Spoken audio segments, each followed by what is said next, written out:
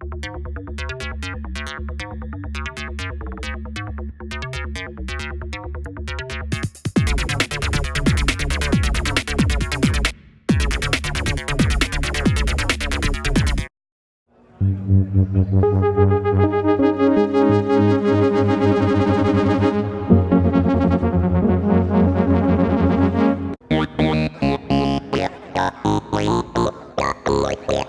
Glen Darcey. I'm the Director of Product Development for ASM, Ashun Sound Machines.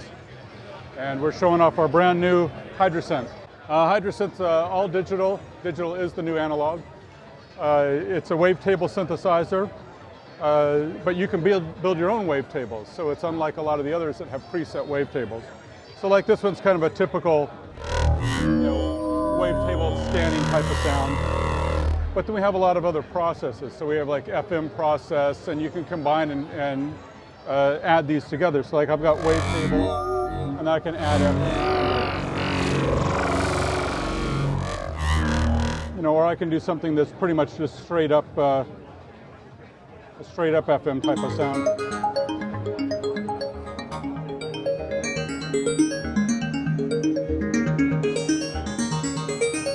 But you can create and combine all these things. The mutants here. So the mutator's doing the FM, and you can set how much depth in the mix of it.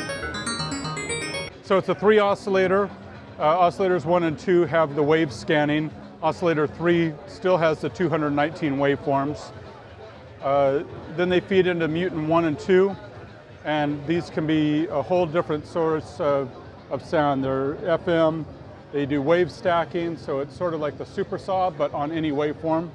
Oscillator sync. You can do pulse width modulation, but you can pulse width mod any waveform that's coming into it. We have 3 different modes of pulse width modulation, so it gives you even greater tonal capabilities. With those alone, you can create a ton of stuff. Most of my patches, I didn't even go to the filters, but then they get mixed. They go into filter 1 and 2. Filter 1 has 11 different models. Our Director of Engineering, Chen Zhizhen, he actually used an AI program that he built to model the filters off of a bunch of filters that we just liked. Filter 1 is that. Filter 2 is a state variable, sort of like an Oberheim SEM style where you can sweep between a low bandpass and high pass.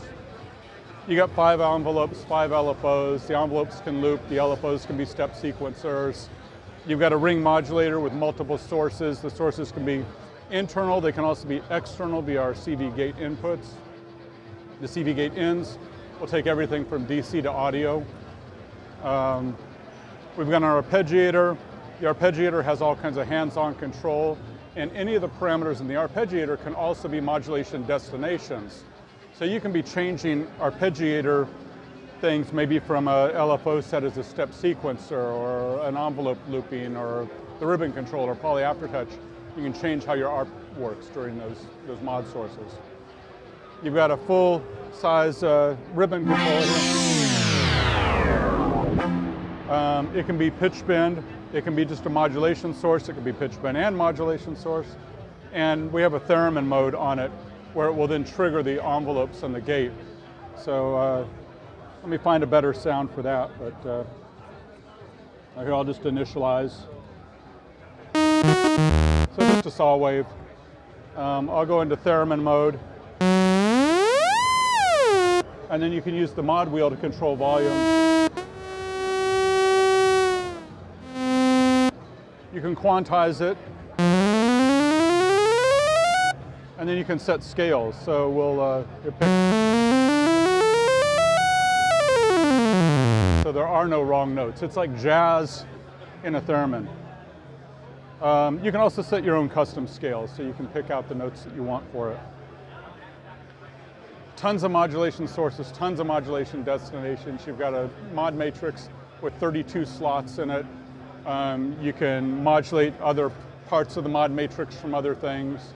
You can send things to MIDI CC outs. You can bring MIDI CC ins and modulation sources. Same with the CV gates. You can send things out, you can send things in. It's incredibly flexible. So you've got regular MIDI DIN in, out, through. You've got a USB port on the back for MIDI USB. but you've got the pitch and gate out, you got 2 mod outs, and you've got a clock out, and then you got 2 mod ins. So how can you use those? You can use them in all kinds of ways. So if I want to do, one trick that you can do is on the ring modulator, if you set the ring modulator depth to 0, basically a ring modulator is going to give you a multiplication of two different waves. Turn the multiply to 0, then you're just getting the source wave.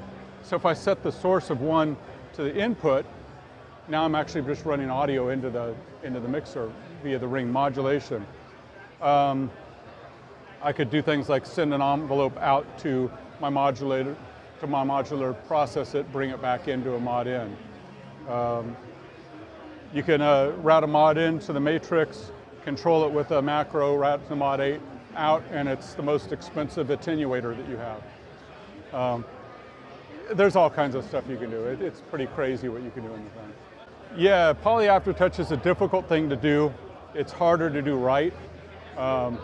There's been a few people that have done it right over the years, but nobody's doing it now in a regular keyboard.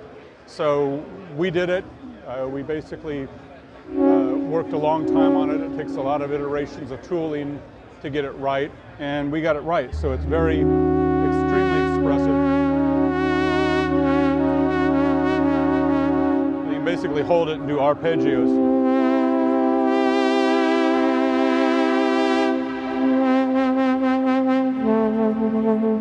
You know, you should be able to do it with your pinky without it breaking a knuckle.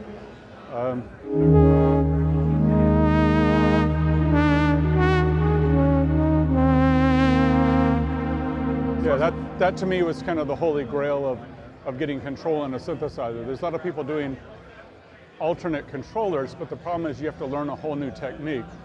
If you're somewhat of a keyboard player, and I'm somewhat of a keyboard player, not a good one, but I could still play chords and stuff, and it really doesn't take long to adapt to this. I don't have to, like, you know, if I'm going to form a chord, I can sit here and do it with, you know, looking away from the camera. Some of these other controllers, you have to be heads down looking at it, and that takes it away from being a musical instrument. That's the problem with some interfaces to me. So, yeah, so it makes it really easy to play and get expression that you can't normally get. So we've got our pitch bend and our mod wheels, and we again, we tooled them ourselves. We kind of figured out a design that we wanted. We actually looked at the Beatles Red 37 console, and we kind of modded off of what the look of their faders were and came up with these. But they work really well. We've got a chord mode. So you just hold the button, hit the chord you want. And if I set the voice to scale, then it's going to follow the scale. I got a whole tone scale here.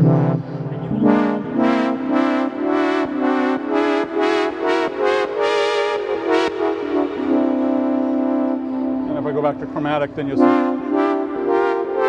it'll work in parallel intervals. We've got the ribbon controls. We've got a glide on off here. The arpeggiator. You've got tempo. You got ratchet and chance. So I'll initialize the sound. We'll just go to a straight saw. So if I turn it on, you hear your regular arpeggio. So I can set some ratcheting, and we'll turn up the probability for when the ratcheting will actually happen. So one, it sets how much depth it's going to do. And you've got your gate time. And then different modes. And again, any of these things can be modulated from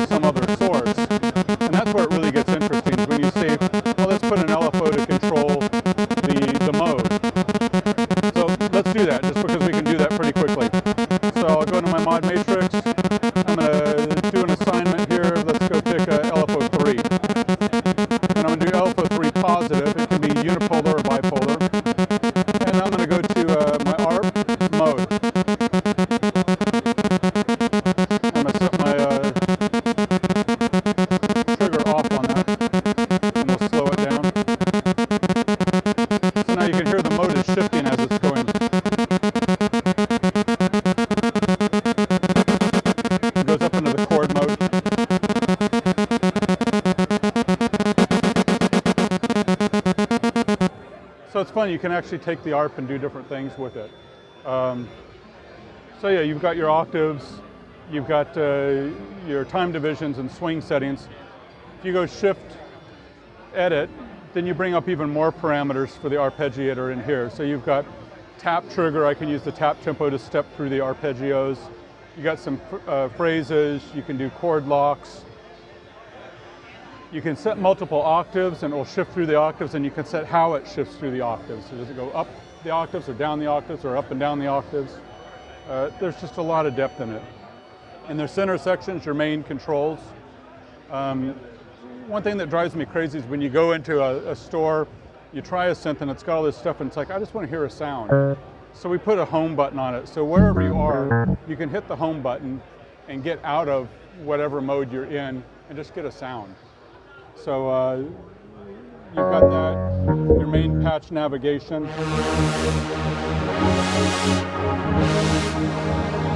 So you can dial them up and down via the knob. You can just increment, decrement through them. We have a favorites so that you can call up favorites quickly if you just go Shift Favorites.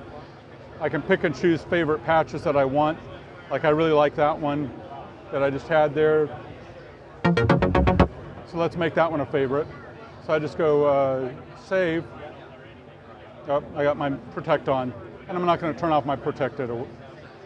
So trust me, when you go Save, you can go Save as favorite and you assign the button you want. You got your system pages. Move on down. This is where your main navigation is going to be. So it's going to be Master Control section and Module Select. So I want to edit something, I hit a button and my controls are there. So you have like nice two-handed editing that you can kind of just fly through the thing. Our sound designers, they didn't have manuals, and most of them within about 15 minutes were making sounds. It's really intuitive to use. It's one of the things we keep hearing from people here, that the interface is really easy. We've got a lot of shortcuts as well. You want to do something like assign a LFO to control the decay time of envelope 4.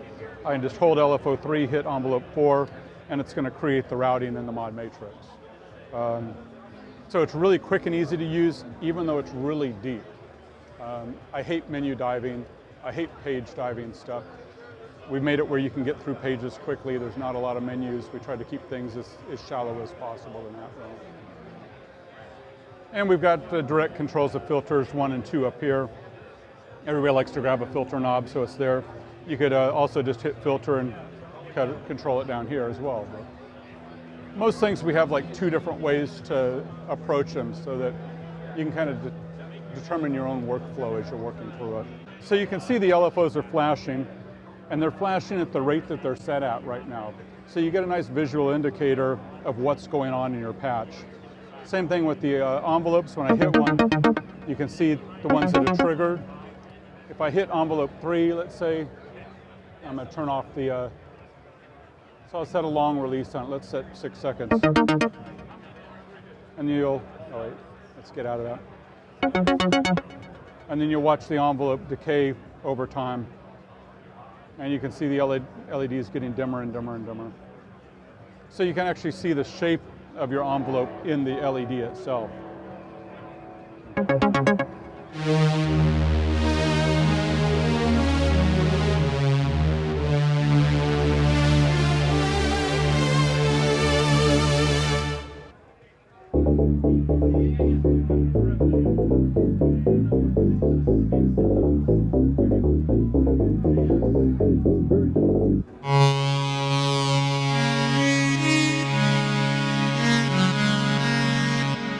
This sound was done by Paul Schilling. He does a lot of great like Vangelis style sounds.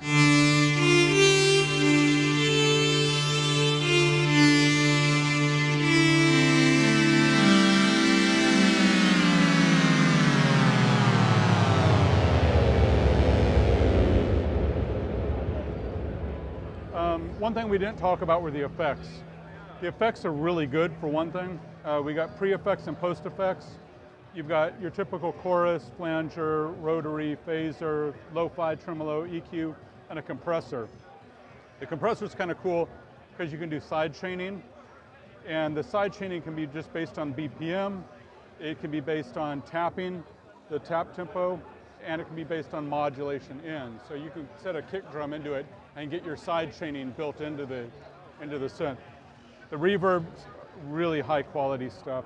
Let me just initialize a patch so we'll get a boring sound. And I'll just go 100% reverb on it. So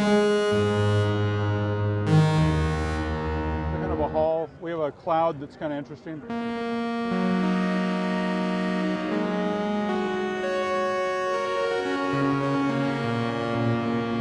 All the way up to freeze.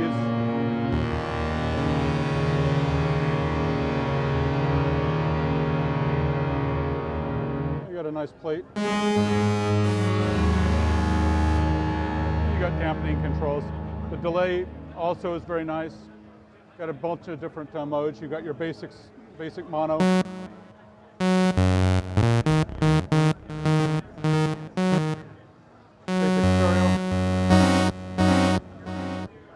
Pan delay. You've got a left right center, and then we've got a reverse.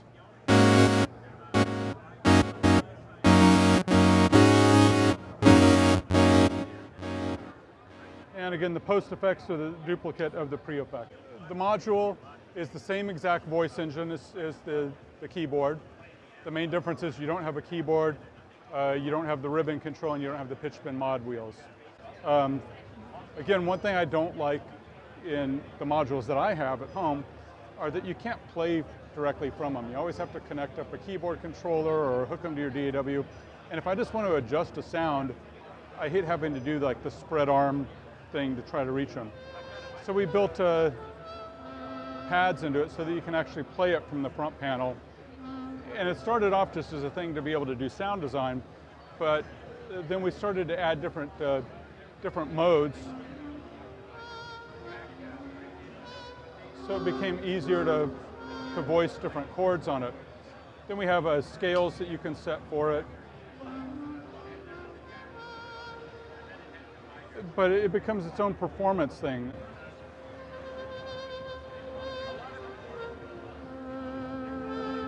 So it's just another way to be playing it. Now the desktop comes as it can be desktop or rack, and the rack ears come with it. They're not an accessory you have to go try to find later on somewhere. They're in the box with the product. You just unscrew the 3 screws that hold the side panels on, 3 screws to put the rack ears on, you're ready to go. We did a very deep recessment on the back, and that was because when you've got big cables like this, when it's in the rack, you want the thing to be able to sit flat. You can get like right angle cables for other racks, and I hate that. It's like, I use big cables, so. With these, you've got plenty of room. It can be in the rack and still have access to it. Well, we're actually going into production this month, so they're going to be getting on boats towards the end of the month, and hopefully they'll show up in stores around beginning of November.